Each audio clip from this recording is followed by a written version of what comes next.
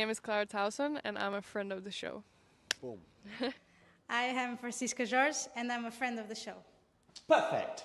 Hi, my name is Susan Leemans, and I'm a friend of the show. Boom. Yeah. My name is Zainab Sammaz, and I'm a friend of the show. Boom. Hey guys, my name is Sasha Vickery, and I'm a friend of the show. Boom. Hi, my name is Lloyd Harris, and I'm a friend of the show. Perfect. Hi, my name is Jan Faria, and I'm a friend of the show. Boom. Yes. Take one. Well done. Hi, my name is Jasmine Paulini, and I'm a friend of the show.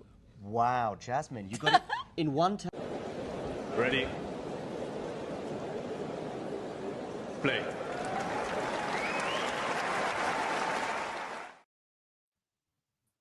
Well, hello there, and welcome to WTA Weekly. And I am joined by the one, the only, Mr. Statman himself. It's Vanch Lamani. Vanch, how you doing? I love that intro. Thank you, Nick. Yeah, doing well. Some really good stories to look forward to in February on the WTA side. Yeah, there's been quite a few kind of stories coming out and a few stories to look forward to. And I think that kind of just a little bit of a summary of what this show is going to be all about is, what's come, what's gone, what's coming up. I guess let's get right into it. I think talking about the past first, let's go the furthest into the past, as it were. The big story from this week is that Simona Halep has played her last tennis match, which she lost 6-1, 6-1 to Lucia Bronzetti, and then confirmed confirmed to the world that this was it. That was the last time that we would be seeing her on tour, and big. I guess it's kind of like we kind of saw it was coming during the match, after the match, where she was kind of giving away rackets and hugging her family, and then obviously she gave the speech confirming that was her last professional match. It appears that injuries have taken their toll, as it were. Her body is not going to be quite the fitness that she needed to be for her game to work. How much of a surprise was her retirement, Vanch? I think her retirement, as far as 2025 at some point is concerned, wasn't that surprising. But the fact that it happened this week, I wasn't expecting it. So I guess you could say I was a little surprised by, because I wasn't expecting after the match when she would shake hands that, this would be it. But I guess it kind of makes sense indoor. It makes sense because she's playing at home in Romania, and probably the way the match went, she probably had some inkling of it going in to the tournament that, okay, I think, if it doesn't go well here, I think this is a good time to stop. Or maybe it had nothing to do with the match, and it was just a decision that she seemed well set on it before time. She seemed pretty at peace with it, pretty happy about it. Obviously, the last 2.5 years have just been a bit sad for her generally, with the whole, the doping suspension, the fact that her provisional suspension was longer than the actual ban. And then even when the ban got reduced, when she came back, the fact that she hasn't been able to get anything going since that Paula Badosa match in Miami last year, where you thought, okay, that was a positive start. It's something she can at least build on, a competitive three-setter against Badosa, who's now a top 10 player. So you kind of thought, okay, maybe there's some hope for her. But obviously her game is very physical.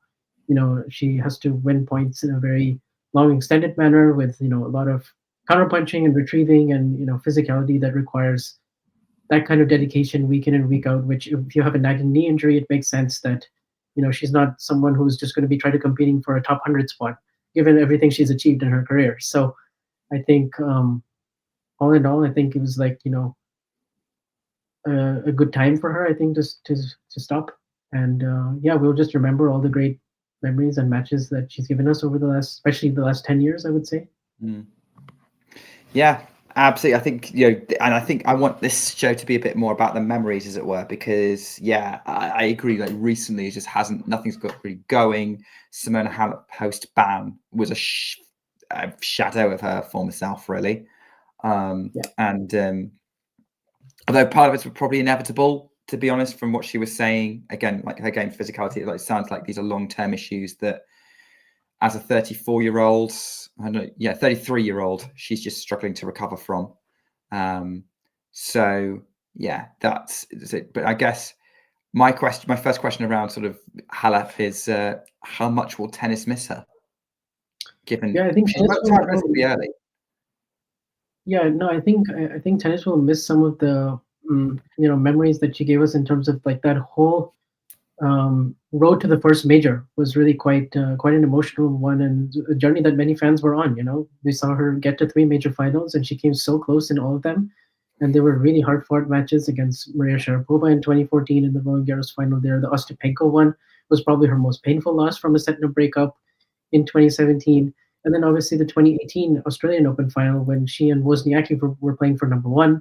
And that's the tournament, believe it or not, that I would remember the most about Simona Halep, even though she didn't win the title.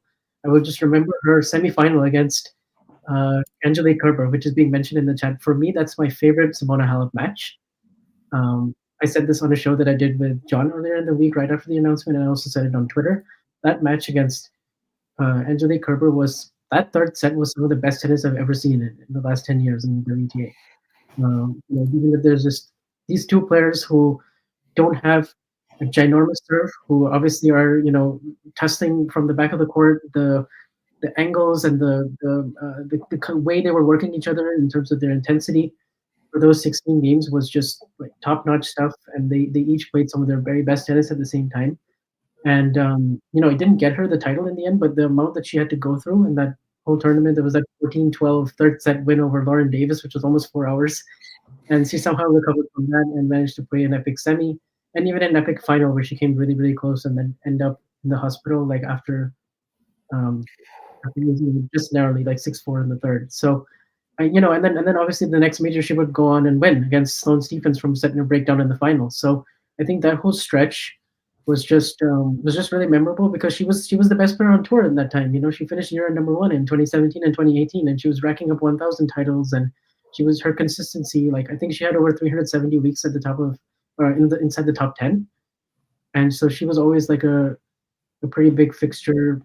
Like no matter what surface, what event, what tournament she played. So she just had this like baseline level of consistency that you just knew like every match against her was going to be a war.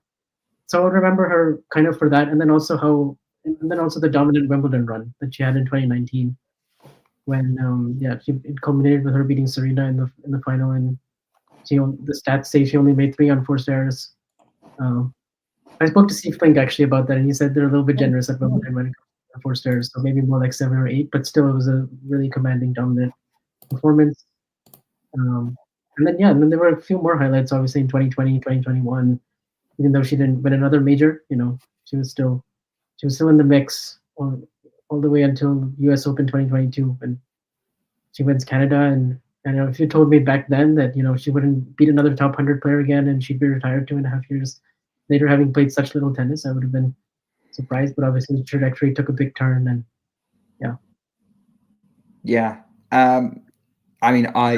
US Open 2022 was like the first major we covered for Talking Tennis, and I remember, doing some stuff for that, and I very much put my foot in it by predicting Simona Halep to win that 2022 US Open, and then immediately loses to Darius Sneager.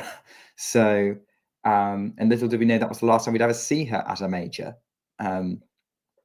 which is crazy to think, but she was a contender at that point. And I think you've kind of listed a lot of the kind of the journey she's on. I mean, like when you said emotional journey to that Grand Slam title, my mind immediately went to this image of her cradling that French Open trophy, because it took so long. And ironically, she probably won the harder finals that she had in some ways. Like she was behind against Stephens, where was she behind in any? No, she was behind against Sharapova, I think, but in that 2014 French Open final, she was ahead of Ostapenko. I can't remember the score against Wozniacki. Against Wozniacki, she had a lead. I think she was up 4-3 at 30 love or something like that, but it didn't feel secure at all because it was just it was such an interesting. I mean, it's been, Stuart, I don't know if I've actually seen either that final or semi-final in full. I think I was at, why wouldn't I think I didn't have the right subscription at the time, so I couldn't watch it live. I do I don't begrudge her that 2018 Australian Open final because I think it would have been ridiculous if Wozniacki never won a major. So I think it was great for her to win it. But going back to Halep, I think she was behind a set and a break in that 2018 Roland Garros final and has to come back and win it against Stevens. And then 2019, she has arguably the hardest of any of her Grand Slam opponents. Apologies to any Maria Sharapova fans watching.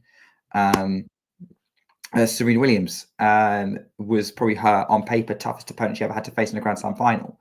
And she won it in incredible style. And I know, the 3 unforced errors was probably a generous stat, but it wasn't far off. And what impressed me about that match was Halep was going for it in a way I'd never seen her go for things before. She was going for lines, things were going in.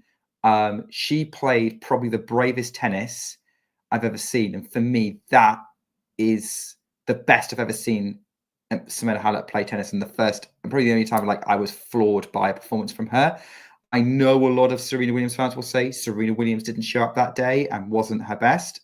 I don't think, the thing is with Serena was, if Serena wasn't her best, generally she would lose in 2 tight sets or lose in 3.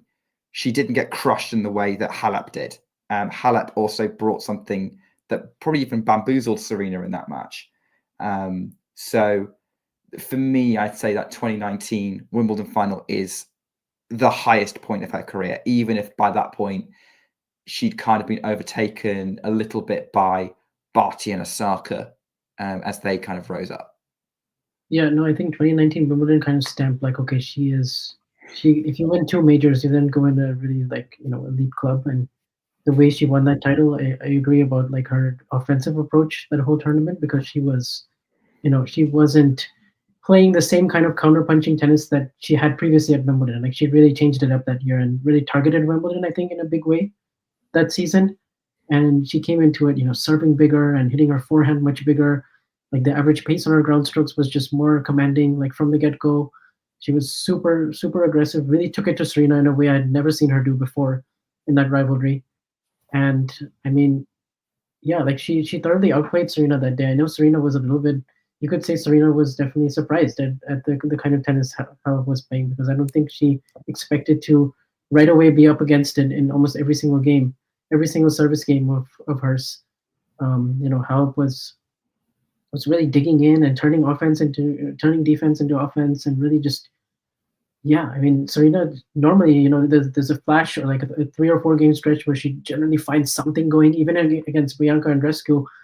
In the 2019 US Open final, there was that twist at the very end from 6-3, 5-1 to 5-all, where Serena all of a sudden, she got some momentum, she got something going, and then she becomes really dangerous. But Halep just never let that happen, and that's a big credit to her, because, I mean, to beat Serena like that in 56 minutes on center court, whatever version of Serena it is, it's still just an incredible achievement. And so that was probably the best tennis she's ever played in a singular tournament. So yeah.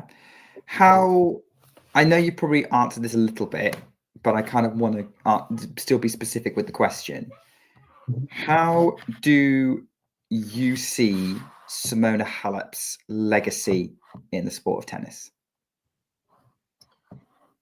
Yeah, I mean, I think her legacy is the relentless consistency that she had for almost a decade in a WTA tour that was, not as stable as it is now. For instance, this, you don't have the security at the top.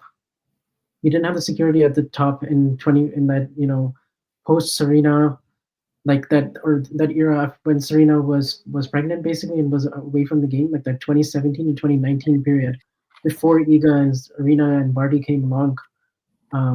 There was just this level of reliability that Halep had week in and week out that I don't think anybody else really matched during that time. So I think it's a journey of heartbreaking failures in order to get to the summit, and that's hard to do, because when scar tissue builds in major finals, and you're so good on the tour, but you're so he's kind of like how Alexander Zverev is right now on the men's side, and then and then it doesn't turn out. You don't always have a happy ending at the end.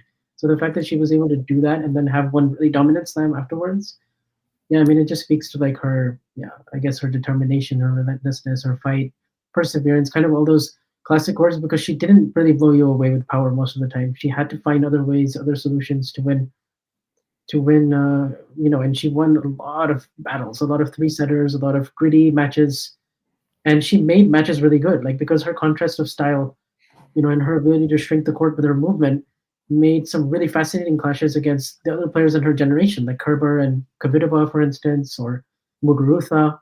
Like that whole generation is kind of mostly all, like Kvitova is coming back and Azarenka is kind of at the tail end, but that whole generation, I mean, they all won 2 slams. They all are roughly around in the same age group, and they all had to compete against a really good version of Serena. And then they sort of all had their own unique moments, sometimes when Serena was in the picture, sometimes when she wasn't. But Halep was that really consistent force inside the top 3, 4, 5 in the world, and so many weeks at number 1. So for me, she's like, she's maybe like the most accomplished of that group in terms of consistency. Yeah, I'd agree with that assessment. I think, when you look at her on the all-time list, she's not necessarily going to break, like if you were to do your top 20 players of all time, she's not going to be on that list. But she was clearly one of the best of her generation, if not the best, due to her consistency. The fact is that Simona Halep was the one you could guarantee being pretty deep in pretty much every single tournament. And she kind of set the standard to beat for a couple of years. And really, it was only when I said Barty and Osaka kind of came along. And, they started bringing a level that, they weren't even that could match it. And even then, they weren't super consistent to start with. Simona Halep was like, if you want to win the tournament, you have to beat Simona Halep as a general rule. Or you have to take out the person who beat Simona Halep. And I think that's where her legacy is going to end up focusing on, is like she set the context for that sort of interesting period between the Serena Williams era or the kind of pre-pregnancy Serena Williams era and the era that we have now with Swiatek and Sabalenka and Gauff coming through, and this new era that's kind of at the top of the sport. And I think she also was effectively the gatekeeper for the new talent breaking through. I mean, Simona Halep's mini rival was Iga Swiatek very early on, over like 2020, 21, 22. That kind of that kind of caught a lot of interest because you had that win with Swiatek over her at Roland Garros, where that win where everyone just set up and took notice of Iga. We knew she was good. She didn't realize she was that good. And then Simona gets her back in Australia in a tough 3-setter. And then Iga puts her away potentially as a threat at Indian Wells in 2022 when the streak starts to get going. So I don't know if she's had really kind of sort of clashes with Sabalenka and Gauff in the same way. But that's kind of how I think seeing her as a context of like, this is the person who the next generation had to beat, as well as her own generation, stands testament to how solidified she was at the top of the game, in addition to all the numbers that you just quoted. Yeah, I mean, like that period from 2014 to 2020, she was a huge fixture of it in all the big 1000s and in the majors, and it's good that she was able to salvage 2 slams, 5 finals overall. So yeah, pretty good. I mean, yeah, Jake is mentioning Kerber, and yeah, Kerber has that remarkable ability that she won the 3 majors. But week in and week out consistency wasn't always her thing, aside from 2016. But for Simona, yeah, I mean, the way she put herself in there for 6-7 years straight, and at some point with her style as well, like you knew at some point there was going to be an expiration date as well. Like you just knew that, and we don't know what would have happened the rest of 2022 or 2023 or 2024.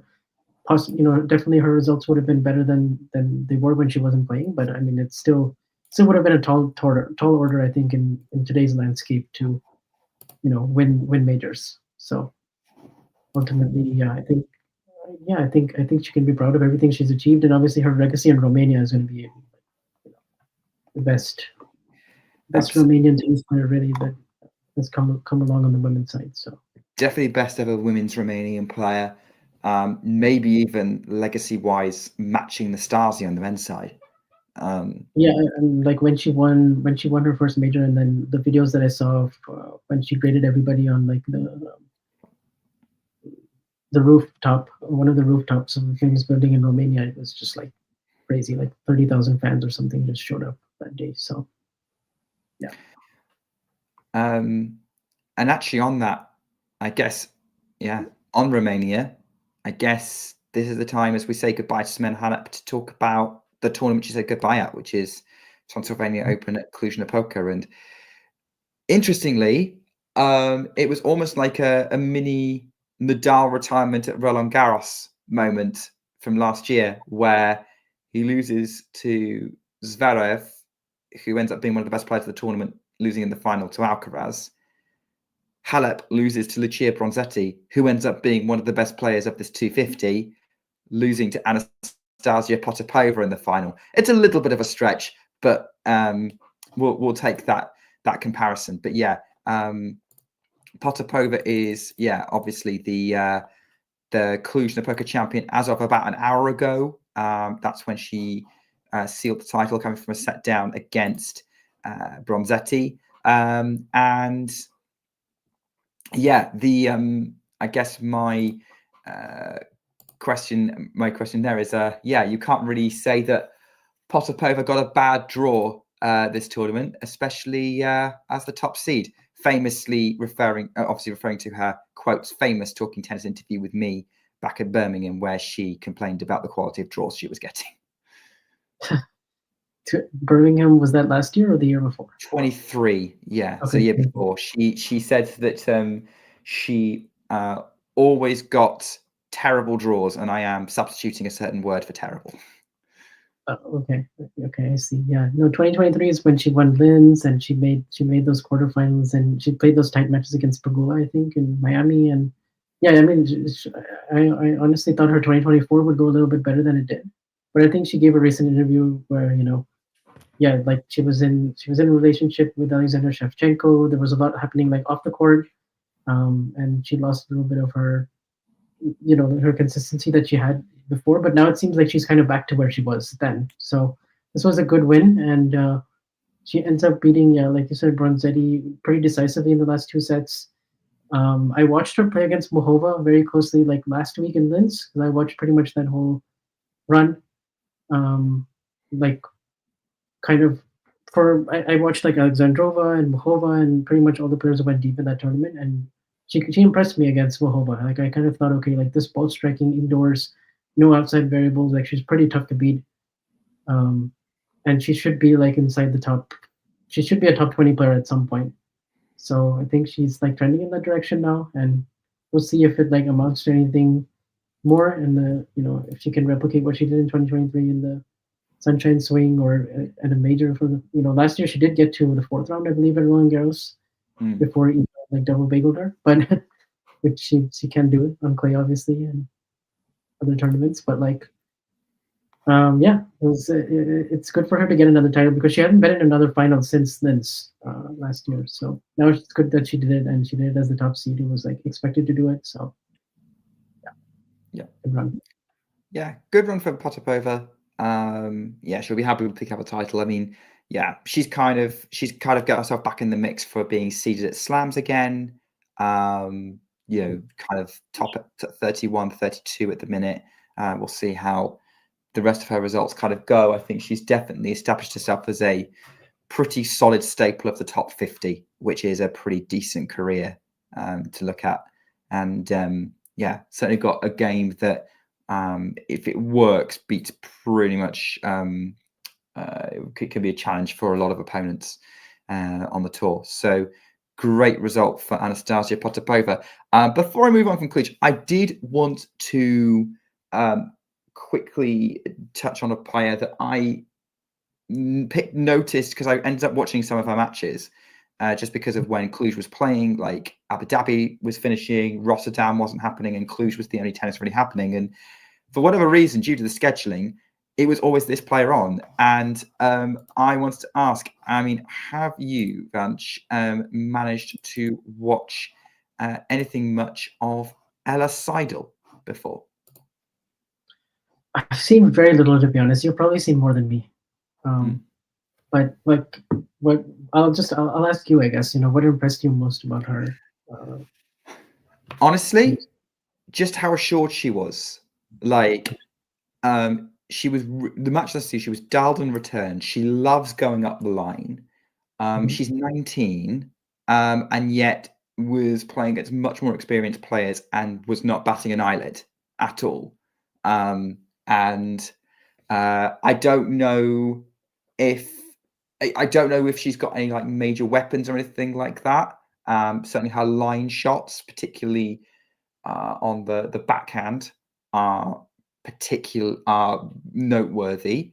But what it was her mentality really that kind of impressed me, and how close she was running some of these other players on tour. So for me, I think Ella Seidel is one to keep an eye on. I don't, at least to be an annoyance for a lot of players. I think she's shaping up to have a pretty decent career. So yeah, I wanted to kind of to shout her out, and maybe be interested to see if you do check her out, what your thoughts are on her. Yeah, I will do my homework and check out some Ella Seidel. Let's see. I'm not cast a player yet, so this could be it. So we'll find out. Okay, and she beat Blinkova, right? I saw that the result. I didn't get a chance to dig into the match though. Yeah, she got to the quarters. I think she beat someone else. I was like, okay, that was actually pretty impressive. Who else did she beat? So she lost to Potapova in straights, but yeah, she beat Blinkova 2 in 6, and then she beat Christian, and she came to qualifying as well.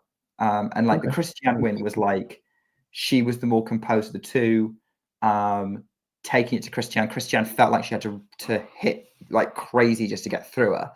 And then, Seidel kind of just held off Blinkova, trying to grind it out, as she likes to do from time to time. Those were 2 very impressive wins. And then I guess no one was beating Potapova this week, so it's not a bad loss. Yeah, for sure.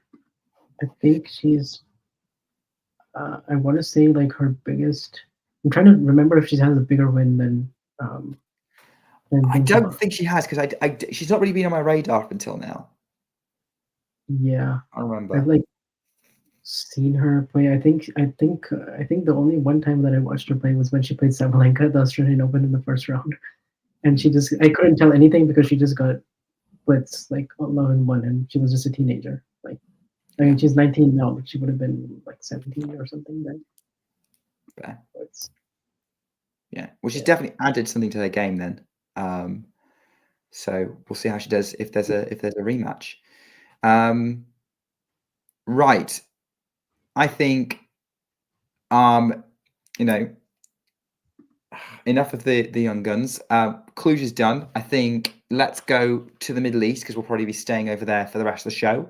And from one player who's kind of, we started with Simona Halep ending her career. We've got Belinda Bencic restarting hers with, Belinda Bencic is the Abu Dhabi champion. Fun fact, unbeaten in Abu Dhabi, which is a fun fact. Still, she's won 2 titles there. I don't think anyone's ever beaten her at that tournament. Beats the defending champion, Elena Rybakina, for effectively the crown of Queen of Abu Dhabi. And but what's obviously impressive to me is, she's only been back since October, and she's playing like the level she was when she got pregnant and took time off. Were you expecting her to get back to what we expect, the level that she usually plays at, this quickly? Not at this level, no. But I was impressed with her already in Australia when she got to the 4th round, and she played Coco pretty tight for like a set and a half, and you thought, okay, wow, like, I mean, she's pretty much back to almost 90% there, back to where she was before. And then then she beats she wins that tight match against Stramkova, and she's playing Kudermetova, and I was expecting that to kind of be a battle because Kudermetova is starting to play better. You know, she got to the 4th round of Australia herself. She won a tight match against Samsonova, which was one of the better matches all week. And I was like, okay, this is going to be a close match. Let's see. And then I within an hour, it was over, like 6-0, 6-0. And it was one of those matches where Kudermetova, like she wasn't hurt or anything, you know? Like there were some tight games at the beginning, but they just weren't going her way. And Bencic was doing her thing, just stepping into the backhand, redirecting down the line, like just absorbing all of Kudermetova's pace and just like, you know, playing with a lot of finesse and guile and going after her serve, like, you know, the kind of tennis that she plays against top 10 players. And I kind of was like, wow, like she could actually, I wasn't predicting her to win, but I was like, okay, let's see what she can do against Jabeur or Rybakina. Because I think she can make it really, really competitive and, you know, put herself right back up there. And then obviously then she beats Vondrousova in the next round. And then she sets up that match against Rybakina. And that was the moment that really impressed me because, I mean, she basically outplayed Rybakina. It's a good matchup for her, relative. Like, I would say if she has to play one of Rybakina, Gauff, Sabalenka, or Swiatek, she would pick Rybakina just because, you know, Rybakina loves to go cross court a lot on her forehand, and she loves to kind of, you know, that she uses that as her setup shot. And Bencic is so early, she takes the ball so early, she steps in, she absorbs all of Rybakina's power right at her shoelaces, and she sends it back with interest, and she does a really good job of like holding the baseline and holding her ground, but also like being offensive at the same time and like maneuvering the ball around the court in a way where she's able to kind of like out-hit Rybakina. So I was very impressed with her last 2 sets. And she almost, I thought she might let it slip away because she was up 5-2, 40-15, and Rybakina played a couple of really good points. She holds her next game, so there was a lot of pressure at 5-4 for Bencic to serve it out in the 3rd set, and she managed to do it. And yeah, at that point, I thought she was going to win in the final against Ashlyn Krueger, who also had a really good week. But she's already back inside the top 65, which is pretty crazy. She's only played 7 events, and you know, one of those was United Cup. So yeah, it's kind of reminding me of Elena Svitolina, like after Charleston in 2023, up until, you know, Wimbledon, and then when she makes the semis at Wimbledon, then she's in the top 30. But still, I mean, just crazy. It's like she never left. Yeah, and it's starting to become fairly common for for this kind of thing to happen, where there's a player who will come back, where they will come back for whatever reason and be pretty close to the best. We've seen it with Svitolina. We've seen it with Mukova coming back from injury last year, pretty much back to where we expected to be playing. I said that Bencic, this was like the most impressive maternity comeback I'd seen since Serena Williams, completely forgetting about Elena Svitolina, which I would say is very similar level of results they've been getting sort of straight out the gate. Maybe a bit more impressive because I think Bencic just played a few more ITFs, but so it's kind of on par with it. Yeah, this to me is super impressive from Bencic to be this good. And yeah, I hadn't realized how much I liked watching her play. She's just so smooth on every stroke, particularly on the backhand. That ability, that backhand in any direction is you don't want to hit to it too much. And yeah, I was very impressed with the composure she had to, like, given she was kind of a bit out of the composure she had to kind of coming in like this, like she's still building up a match resume, and like in all of the matches of hers I've watched, she handled each situation really well, from going toe-to-toe with Rybakina, which impressed me a lot, to coming back from a scrappy set against Krueger to win, to be kind of the one in control of the match from that point forward. Yeah, I think Bencic has got a lot to be proud of. And yeah, top 65 for someone who's only, it's crazy to think that that's too low for someone who's only been playing for 7 months. Not even less than that. 5. Like 3 months. It's crazy. Yeah. Like November, I think she was back playing the ITFs, and then she plays like one Fed Cup match. And then United Cup, she wins one match, but then she loses to Jasmine Paolini, like 1-1. And so I'm kind of thinking, okay, reality check, okay, like, you know, top competition, it's going to take a while. And then then the next week she got some momentum and she loses to Samsonova in a really tight match. They have a bit of an interesting rivalry, her and Samsonova. And then Australia, I was like, okay, she got a little help from Naomi in the third round, retiring, but still, like, that's a head-to-head that she loves. And then she plays Coco pretty tight, and you're thinking, okay, like, she's almost back. And then this was just, to win 3 setters as well is pretty impressive, like, physically as well. She had to really dig in these matches, like you highlighted in the final as well, to come back from the scrappy first set. So yeah, I'm interested to see how she can go from here, because typically when she's got on a run of form, she has been able to carry it through. I'm thinking of like in 2019, she wins Dubai, she beats 4 top 10 players, and then she gets to the semis of Indian Wells, and completely different conditions, and runs out of gas. For me with Bencic, I love watching her play. I just love her game, but I just wish she could bring it one more time in the majors. Like, she could bring it more often in the majors outside of the US Open, because for a player of her caliber, it's just baffling that she hasn't been past the 3rd round of Roland Garros. She hasn't been past the 4th round of Australia and Wimbledon. So I feel like she's good enough to do that at some point, and I think she will. Yeah, because it's weird to think of that, because there's a reason she won the Olympics, which had all the top players in it in the year that she won it, pretty much, at the time, and still now. She has 6 500s and 2 1000s and Olympic gold. So yeah, she has no 250 titles or no slam finals. But then Svitolina's come back with something a bit extra on, so I guess Bencic might as well, and she's a bit younger. She's a bit younger too, right? She's like, we forget how young she is, but like when she beat Serena in Toronto, she was only 18, and that was 2015. So she's like not even 28 right now, and so I think she has a few more good years. She's one of those teenage sensations. They're like, okay, I wasn't deep into tennis at the time, but like, was there a point when Bencic was kind of doing these things as a 17, 18-year-old, like going deep at the US Open, winning the 1,000, like being Serena? Was there a sense that she was going to be the next big thing?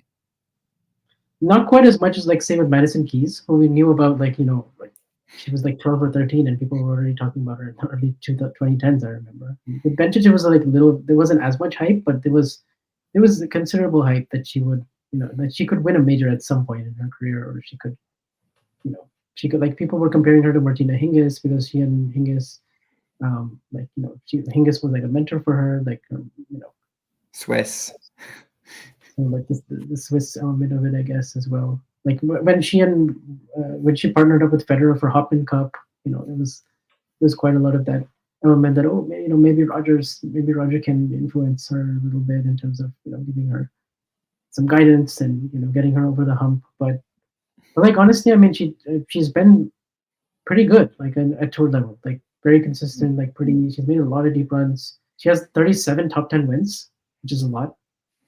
So a lot of wins against world number ones, and like the Olympics, like you said. And yeah, I think 2019 was one year where she like really put it all together, but again, it culminated with a US Open semi. That's like the best that she's had from like start to finish. She finished inside the top 5. She hasn't quite had a season like that. And with how strong the top is right now, I wouldn't expect her to be at like a 2019 level of consistency. But like, a few more deep runs in majors, like a semifinal somewhere else outside the US Open, like I think that's definitely in the cards. Like Wimbledon this year, I could see a good run there. I mean, look, she was very close to a Wimbledon quarterfinal a couple of years back, match point.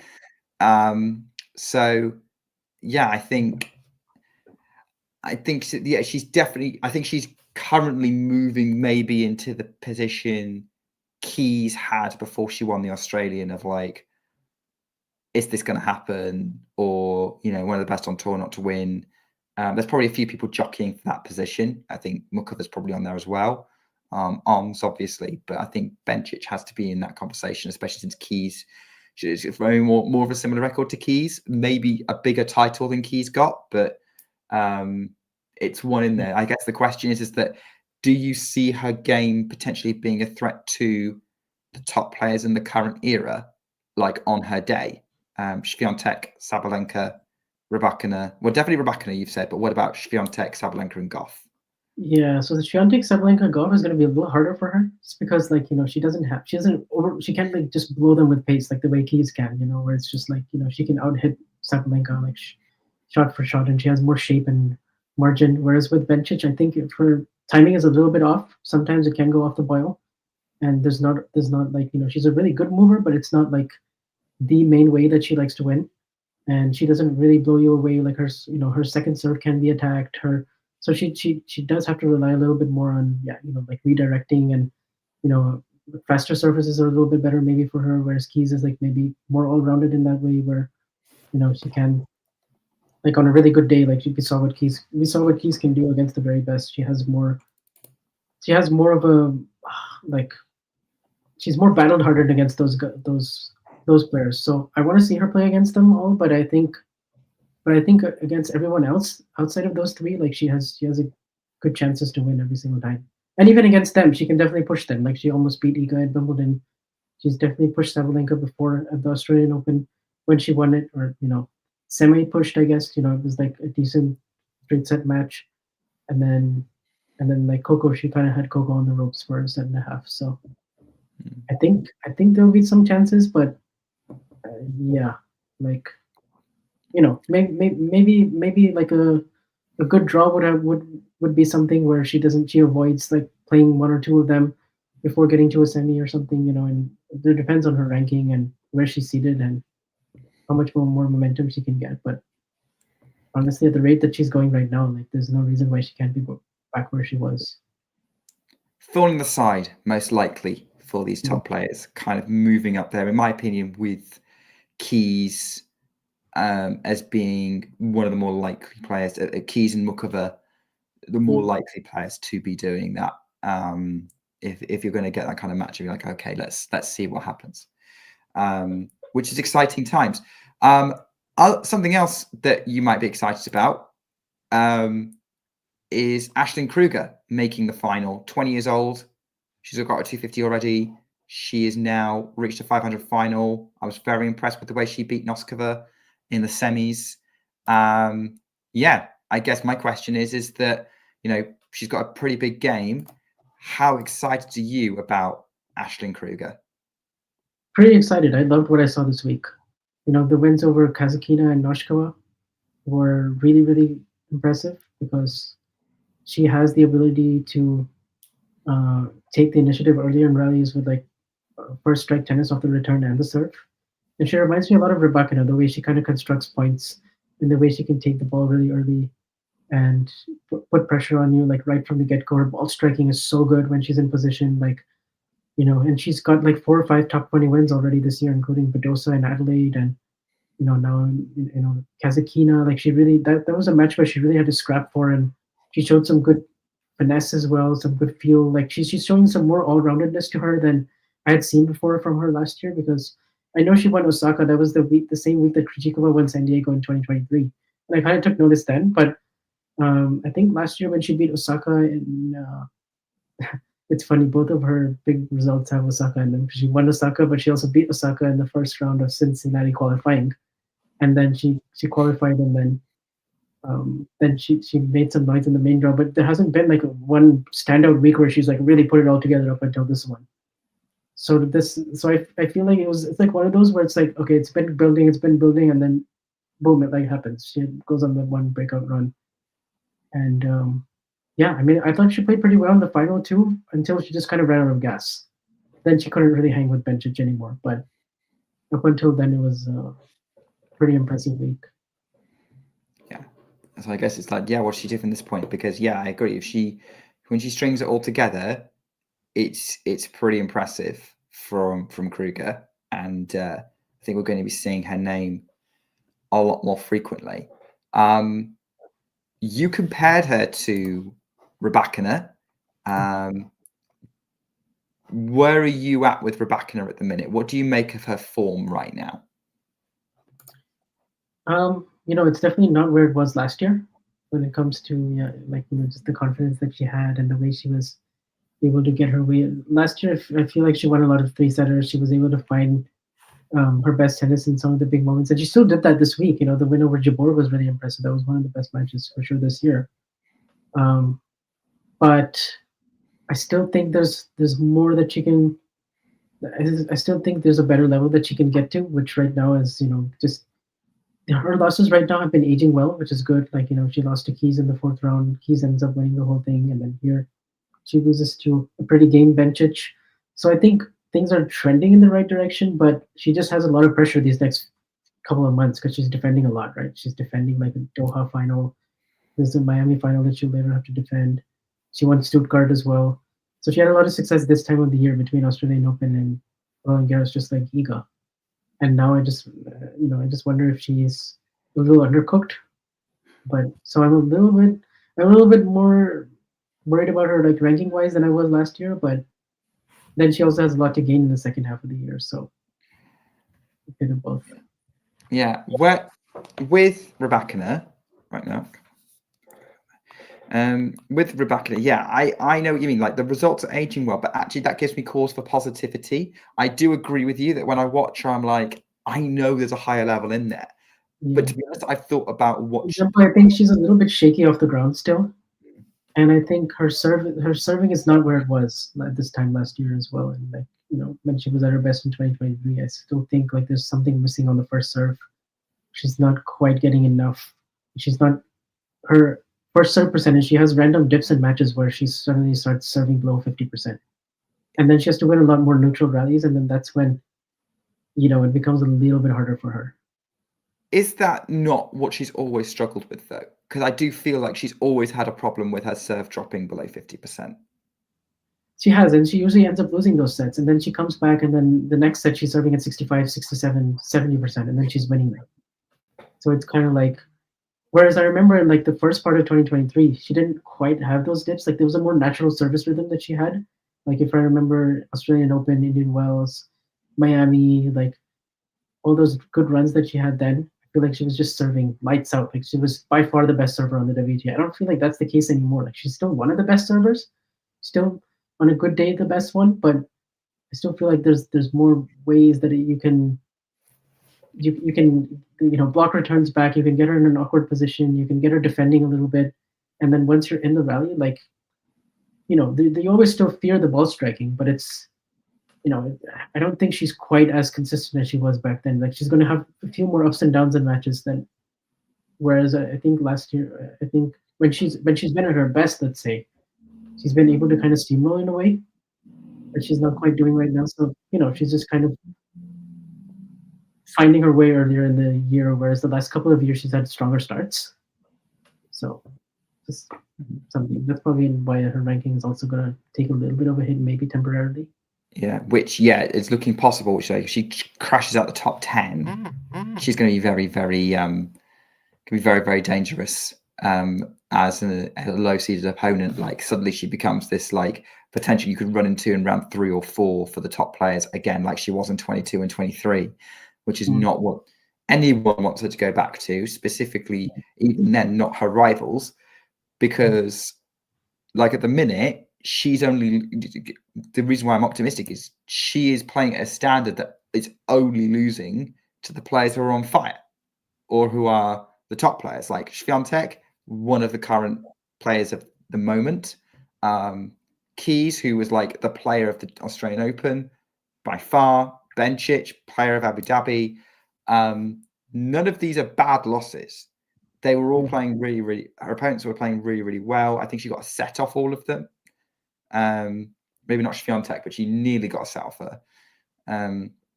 So it's kind of at the point of like, yes, when you think of Rybakina, should she be winning those? It's a bit more for 50-50. But I don't think she's that far off. And I think if she's like for something, there's optimism that she's going to do that. Yeah, like I feel like just one good week or something where she's in the semi or final or wins a title, and then all of a sudden she'll be right back. It's not like she's washed or fallen off or something like that. She's still one of the main contenders. She does have a new coach as well, so that's another voice in her corner now, in David Sanguinetti, who's coached some players. He was actually with Brandon Nakashima, funny enough, most of 2023 and 2024, but now he's with Rybakina. And yeah, so I wonder how that will go because Stefano Volkov is still in the picture. There's a lot of cloud over that, and not a whole lot of information that we have. But yeah, so I feel like as long as there's a little bit of mystery always with Rybakina, like how the off-court stuff is and how her health is and if she's 100% fit and everything. But the fitness seemed to be pretty good in Abu Dhabi. So that doesn't seem like she seemed pretty healthy and springy and was moving better. And the win over Jabeur was certainly a positive one for her because she was in real trouble in that match. And yeah, it was high quality. Yeah, and actually, Rybakina played in 2 of the best matches of the week, which is the one against Jabeur and then the one against Bencic. Are there any other stories from Abu Dhabi that you want to make sure we mention before moving on, looking at Doha? I think we pretty much covered it. I would just say Ons Jabeur has had a good start to the year. Like she hasn't had that one signature big win yet, but she looks a lot healthier and she's moving a lot better than she was in any of her previous, even honestly in any of the seasons, the last 3 seasons. Because her season hasn't really gotten going until her season doesn't really usually get going until Charleston. So the fact that she's playing well in January and February is a good sign. Lost a tight 3-setter to Emma Navarro at the Australian Open. Looked pretty good, even though she lost to Mira Andreeva in the warm-up and couldn't say well. Like she's just stringing together 2-3 wins every week, which is really good. Good to see. And, yeah, she's looking pretty solid. Sorry, I've interrupted you. No, I was just going to say she turned that match around beautifully against Rybakina, and she got herself in a winning position of 4-2 in the 3rd set, and then Rybakina was just really, really clutch from there. But her first serve just fell off in that one moment, and she got a little bit tight at the end. But apart from that, like it was all really, really good signs. And yeah, I think really good signs. If she's going to keep doing this, Ons is going to be back seeded for majors, which is where she deserves to be, and being in the mix as someone to kind of be one to watch, even if we're not. If we might be more cautious about winning her winning events. I think it's a good sign that she's coming back to playing box office tennis because we didn't see that really in 2024. I agree with you. It's a good sign for where she's at the minute. Yeah. Jake is mentioning something about Rybakina and how we judge her by the highest standards, same as Iga, Sabalenka, and Gauff. But yeah, it's a good point about the major results because hasn't made a final since 2023 Australian Open and hasn't won a major since 2022 Wimbledon. And that's probably why she's not in the conversation right now as Iga, Sabalenka, and Coco right now. But yeah, but 3 years isn't that long. It's kind of current era. I think it's when you get to 5, you need to start really getting worried. Yeah, I mean, I think most people would still predict that she's going to win her 2nd slam. So let's see. I think Wimbledon is the best bet for her, but it just it depends. Like last year was a really good opportunity, and she got Krejcikova in the semis. She did because Krejcikova decided to show up that tournament. Because I predicted Rybakina to win the last 2 Wimbledons. And she got taken out by a really plucky player playing really well.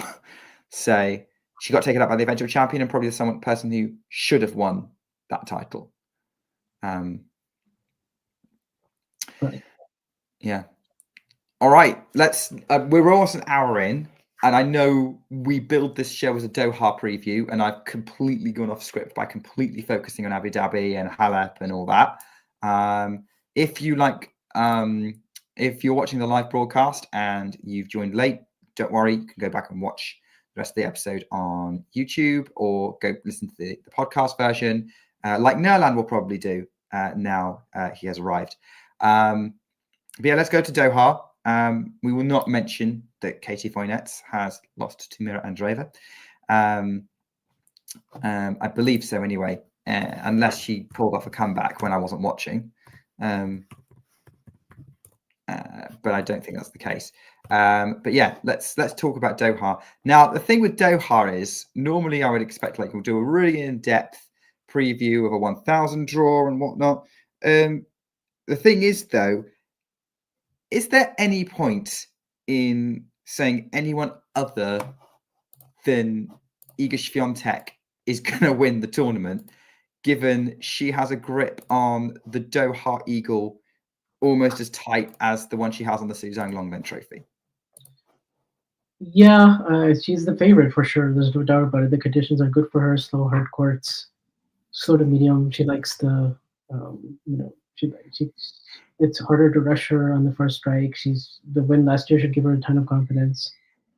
And also the last 3 years, this is like what started her 37 match win streak in 2022. So for me, she's definitely the favorite. But I will say, her draw is interesting, right? Like, I mean, she plays Sakurai first, and then she could play Noskova as early as the second match. But that's not an easy draw. And then, she could play Rybakina already in the quarters. So if she plays Noskova and Rybakina and manages to beat them both, that's pretty good. But I for sure, like, my expectations are high for Iga this week. I'm definitely expecting her to. I mean, also Vekic in the mix. What's that? Vekic is playing Noskova in round 1. Oh, okay. Yeah, that should be interesting. That's a match that could go either way. I don't think Putintseva is a threat to Iga outside of grass, right? Yeah, I mean, Putintseva has been playing good tennis, but I would expect Iga to win that if they play. Yeah, but that would be Putintseva beating Utajima and then beating Vekic or Noskova, which is not beyond the realms. We could have another classic matchup between Stearns and a top 5 player. Again, it's Stearns. Yeah. It's Ilya Stremska, and then she plays Rybakina. That would be interesting in the first match. Yeah, let's get into this draw then, because I think it's worth doing. Okay, maybe everyone can see that. Yeah, so this is the section we're talking about. It's kind of this bottom section where you've got Rybakina playing winner of his Stremska. Just really quickly before we go over like specific things, it's just like the same thing as Australia, where like Coco and Arena are in the top half, and then Iga's in the bottom, and like Paulini is our seed. So yeah, it is very, very similar. You're right. So we've had a few results already today. Mira Andreeva had a bit of a scare against Katie Voynets, as I said, but did come through that in the end. Few retirements as well, but that's probably Alicia Parks knocking out Deanna Schneider. That was impressive. Ooh, Coco and Kostyuk in the first round could be good. Yes, so Australia. There are Australian super classes that could get very interesting. Yeah, because Kostyuk's a little bit of kryptonite for Coco, isn't she? A little bit, yeah. She can really make Coco work in terms of, especially when Coco is not on. Like that is not an easy first round for her. She's not had a lot of success at this tournament either. No, weirdly, given it's a slow hard court, but maybe she doesn't like slow hard court. She likes clay, but not slow hard. Yeah, she last year she lost to Siniakova, I think, in the first match there, and she doesn't love playing with these type of counterpunchers early in tournaments, so that should be interesting to see where she's at after Australia, because she had such a good post US Open, and and then Badosa just kind of outplayed her, and she seemed pretty upbeat despite the loss. So we'll see what she's. It depends whether it's a blip or a return to the norm, right? Yeah, we'll see. But so let's have a look at some of the, let's just do the specifics of what matches are we looking forward to early in the tournament. Raducanu Alexandrova is happening now. You can see Alexandrova has the first set. If I check my TNS scoring app now, because I don't have the match in front of me. Oh no, I can't, because I've turned everything off on my phone. That's a rematch of the Australian Open. First round. Raducanu and Alexandrova. Alexandrova won the first set 6-3, like you said. Yeah, she's up, and they just started the second set. So well, we ended up getting Martins and Buksha instead of Kalinskaya and Towson. Yeah, Towson obviously retiring. Doesn't seem well. She wasn't well. And then Kalinskaya is having a really rough start the season. If she continues this into Dubai, her ranking's going to drop like a stone. Yeah, I don't think she'll defend her Dubai final, so she's probably going to end up dropping. Vondrushova Svitolina, fun first round. Wimbledon semi-final rematch. Yeah, Vondrushova also played some good tennis in Abu Dhabi. She was back healthy. She lost out to Bencic in the end, but I mean, like everybody lost out to Bencic. So. And then winner plays Pegula, that's a winnable match for either Vondrousova or Svitolina, I would think. Oh yeah, actually, that's a dangerous first round for Pegula, no matter who it is. But yeah, and also Sabalenka, she's won this tournament before, right? I think 2020 she won this. Yes. But she hasn't played it a whole lot since. Like she definitely didn't play it last year. I don't think she played it the year before that either. No, didn't Sabalenka lose really early in the tournament? Or was it Dubai?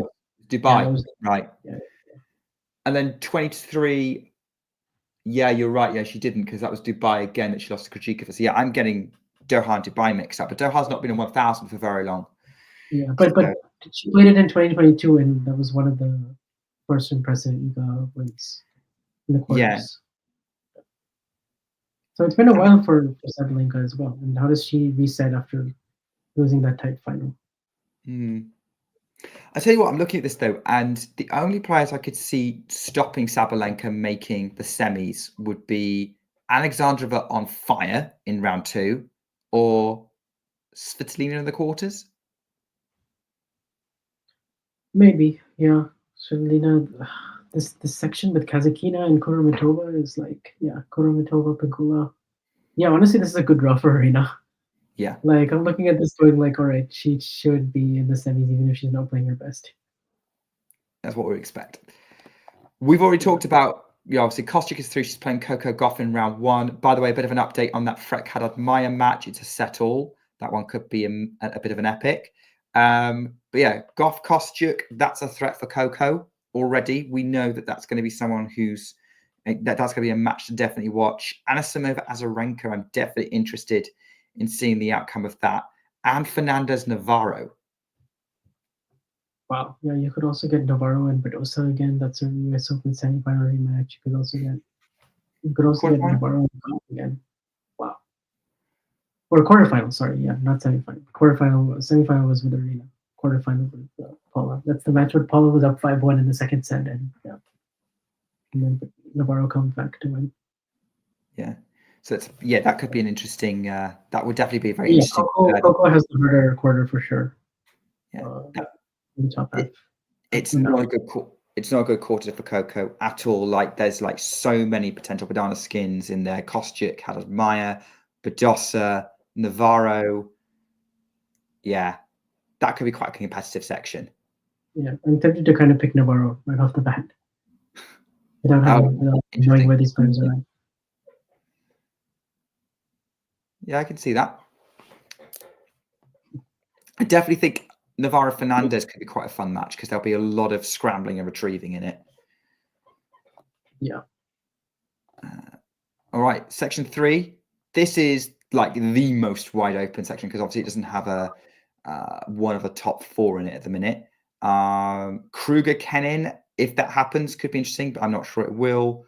But that's the only real first round match that's kind of catching my eye. Oh, that possible Jabeur and Junction win. That was good. I would especially say with the form that Jabeur is in, and Chung hasn't played since Australia, and she kind of had a little bit of an injury to start the year. Yeah, Zheng is definitely kind of vulnerable there for sure. Garcia Paolini, that could be an interesting second round. That's interesting for sure. Yeah, Garcia is still just coming back early stages. She got Naomi in the first round of Australia, and she lost to. Did she lose to? She lost to Lulu's son 6-1, 6-3 this week in Abu Dhabi, and she did not play well from what I saw. So. Yeah, which put egg on my face because I had Caroline Garcia as a dark horse to win, and I wasn't thinking Lulu Sun was in any kind of form to win that match, and then Sun did it. So got that one wrong. Maybe this is one of Samsonova runs. I don't know, like Samsonova, every now and then just goes on a run. She has one of the best forehands when it's clicking. She's really hard to beat. Is this surface quick enough for Samsonova to really get going? No, but I don't know how surface dependent Samsonova. I mean, she does like the faster stuff. That's true. I think about her results; they mostly all come in really fast conditions. But I don't know. The rest of these players, I don't think are super threatening. I'm looking at the section and I'm thinking Jasmine Paoli's probably pretty happy with how this draw worked out, actually. Yeah, she's been doing a really good job of like not losing to players ranked below her. So if she can get by Garcia, and if it's been so long since we've seen her play. Like it's been 3-4 weeks, but I think she could be in good shape if she plays anything like she did like last year. Then that version of Paulini probably gets through this until she faces Zhang, and then after that, then it's like tough. But yeah, I mean, judging by Paolini's like early start to the season, like she's pretty solid. Like it takes a lot to take her down. She'll get some wins under her belt. I guess the person she looked good in United Cup, right? I think she won a few rounds and then lost to Mahova, but it was like one of those really tight 6-2, 6-2s. Yes. Yeah. I am looking at Ons Jabeur to do something though in this. I am, yeah, me too. I think this is a good opportunity. You know, maybe that big win that we're talking about, maybe that's Zhang. You know, she just needs like that one really big scalp. And she never played well in the Middle East for how much she would love to do well. You know, it just hasn't happened for her yet. So it would be nice to see. And then follow that up with a win over Paolini. Yeah, I can see that. Yeah, but this is the most wide open section. Like, there's like 5 players that can come from this. There's no point even trying to predict it. No, that's not. And then this I would say section, Ostapenko is in bad need of some kind of singles form because her ranking is also dropping, and she has only won 2 matches since Wimbledon last year when she got to the quarters. But she's been having a lot of success in doubles, so you know, still enjoying herself. Ostapenko is now a double specialist. Pretty much. Seems to be the case. And she and Elena Perez just dominated everybody in Dubai. So Ostapenko has now become one of those people you don't want to draw in your first round as a seed. Because you don't know when she's going to switch on. Like, if she ever draws Iga in the first round of a major, the fans are going to start having nightmares. Yeah. Yeah. So let's do the final sections. We talked about it a little bit already. It's not amazing for Iga. Like Sakkari now is not as much of a problem as she used to be. Vekic or Noskova in round 3 is tough. Rybakina probably in quarters unless she has a problem with Stearns or Yastremska or Andreeva, which actually Andreeva beating Rybakina wouldn't be that crazy. Yeah, right now. Not right now. And yet I'm looking at this going, I still make Iga at least the 60-40 favorite in every single one of those in Doha on this surface. Pretty much, just given her record on this court and this venue, and also how she's played at the start of this year. You know, Australia was a really good tournament for her, even though she didn't end up winning. You know, it was very positive. So, didn't she have a very similar draw Indian Wells last year, and she still won it? Last year she played Noskova and Indian Wells. She beat Sakkari in the final there. She didn't really have Rybakina or Sabalenka to worry about though. But yeah, so I think this could end up being like her toughest route to a potential title if she ends up winning it. If she does end up having to play Noskova, Rybakina, and Sabalenka. But the thing is, her semifinal, you know, whoever comes through that, if she gets through this gauntlet before the before the semis, then the semifinal she might have a little bit of a reprieve, and then you know the final could be against Arena. So I don't know, but I still make her the favorite regardless of who she's playing at this venue. Yeah. I would agree. I think that could make her quite battle hardened and ready for whoever she plays in the final, which, I mean, this Doha draw is very hard to predict, but on balance, if you were going to use just your head, or if I was going to use just my head, Sabalenka Swiatek seems to be the most likely final by far. Yeah, I mean, we haven't seen them play since Cincinnati, so I think we're like due of a really big arena Iga clash at this point.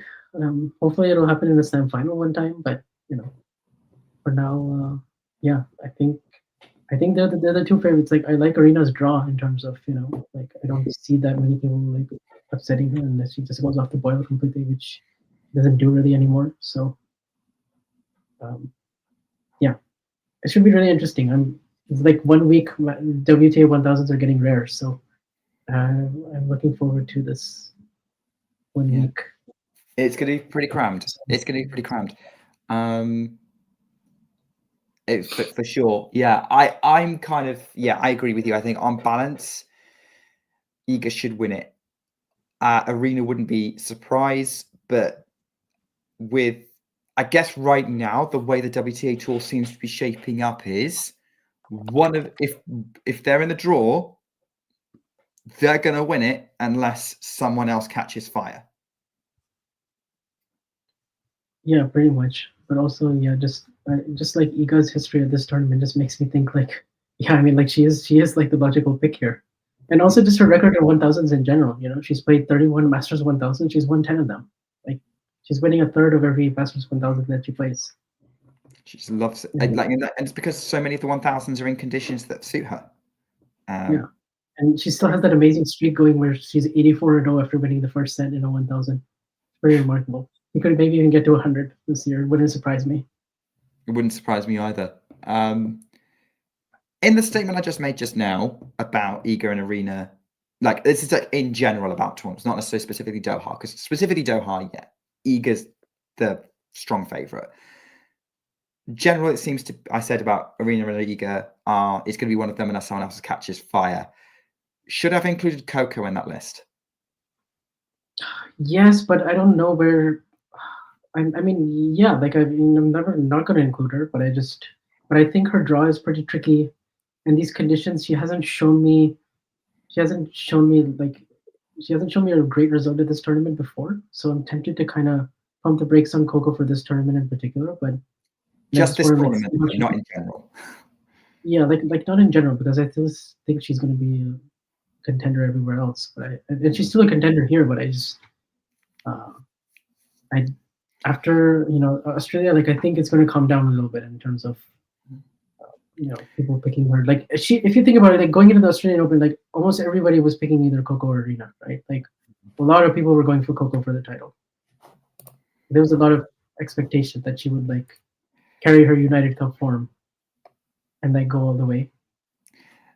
Yeah, I mean, and you know what? Badosa playing super well probably sabotaged that. I'm going to put most of that on Paula Badosa, to be honest. With, I guess my follow-up on that would be, why do you think it is that Coco, because I mentioned it earlier, and actually, it's a weird thing to me. Why do you think Coco struggles on slow hard courts, but not clay? Because she loves clay.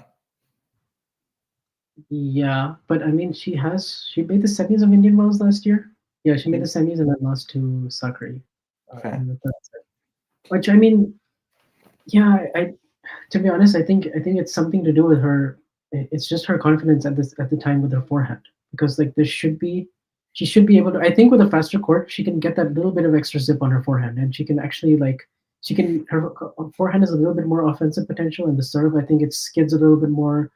I think there might be something there, but honestly, it might just be the timing of the tournament, like Doha coming right off the heels of Australia, maybe just a tough draw at the start, or she's playing a player like who she's gonna have to win ugly against, but it's a little bit harder to win ugly in conditions that you really haven't experienced success in before.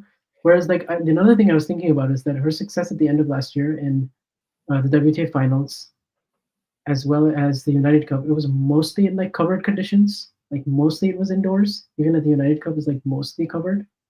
And I feel like she had changed her service grip, she changed her forehand, and it was looking rock solid. Like it looked like, okay, she can go toe to toe with anybody. She can trade. She can like hurt you. It looks really. He looked like the best player in the world. But then in Australia, when there was a little bit more sun, wind, it was a little bit harder for her still to consistently stick with those changes. And so I'm interested to see how it is, like with more maturity and with more